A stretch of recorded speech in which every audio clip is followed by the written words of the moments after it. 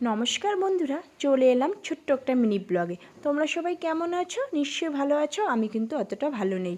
তোমরা তো জানোই 3-4 দিন থেকে আমি একটু অসুস্থ হওয়ার কারণে আমি ঠিকমতো মেয়ের যত্ন নিতে পারছি না। আর মেয়ে যত বড় হচ্ছে দুষ্টুমি ঠিক ততটাই বেড়ে যাচ্ছে। কোমরে ব্যথা হওয়ার কারণে আমি ঠিকঠাকভাবে দাঁড়াতে পারছিলাম না। আর মেয়ের দুষ্টুমি এতটাই বেড়ে গেছে, ও কাউকে ভয় পায় না। এদিকে মা গেছিলো আমাকে আনতে, দেখো মা এসেই বলছে আমার ছাদের কী অবস্থা।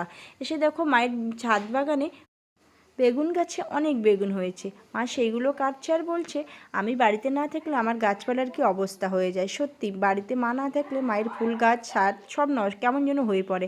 আর এদিকে মেয়েকে করাবো হচ্ছে শ্যাম্পু। আগেই তো বললাম আমি একটু অসুস্থ হওয়ার কারণে মেয়ের হচ্ছে যত্ন একদম ঠিকঠাক নিতে পারছিলাম না। মা বলছিল আমি করাবো, কিন্তু মায়ের কাছেও কিছুতেই করবে না। তাই দেখো আমি কষ্ট করে বাধ্য হয়ে আসলাম ছাদে ওকে হচ্ছে শ্যাম্পু করাবো।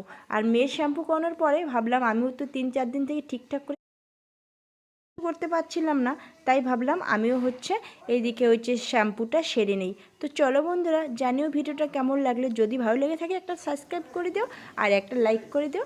চলো টাটা।